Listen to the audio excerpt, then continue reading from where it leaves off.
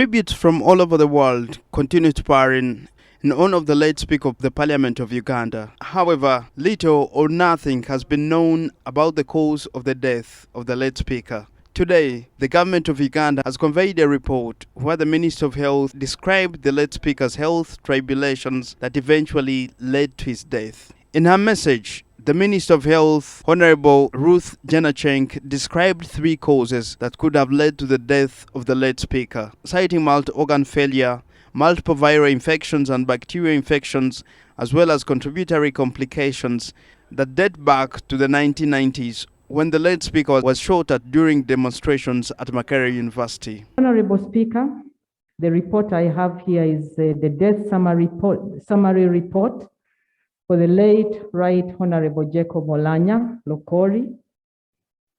The immediate cause of death, and therefore, one, the immediate cause of death was multi-organ failure. The heart failed, the lungs failed, the liver failed, and the kidney failed. The late Speaker's predecessor, Honorable Rebecca Litwala Kadaga, was one of those to pay tribute to the fallen Speaker. She briefly described the late Speaker's health complications and requested members of the House to adopt bills tabled by the late Speaker in honor of his compassionate legislative works. However, the former Speaker, who said she'll be away on national duty, said she would not be able to attend the final send-off on Friday and asked to be excused. Right Honorable Nabanja, the Prime Minister, and the Attorney General and Minister of Justice, that in honor of Honorable Jacob Oulanya, let us ensure that this law is implemented because he wanted it. Members, you may not know that it's maybe now many members bring private members' bills, but in the other parliaments, 1, 2, 3, in 5 years. So I want us to honor him by ensuring that we do something that he was really committed to. Honorable Speaker, I want to give notice. I will not be able to be in Kololo. I will not be able to attend the other ceremonies. The Council of Ministers is meeting. They started yesterday, but I delayed my departure because of this. I want to say farewell to my friend, my colleague, partner, member of our party, Right Honorable Jacob Oulanya. May your soul rest in eternal peace.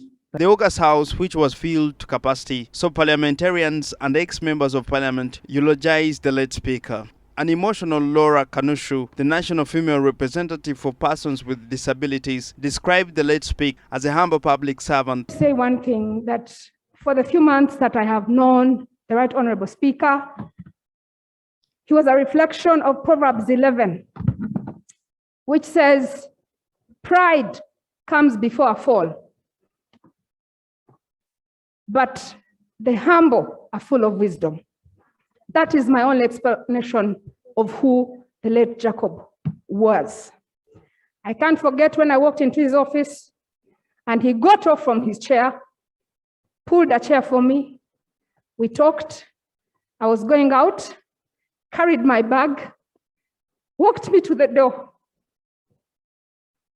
I have never seen such a humble man.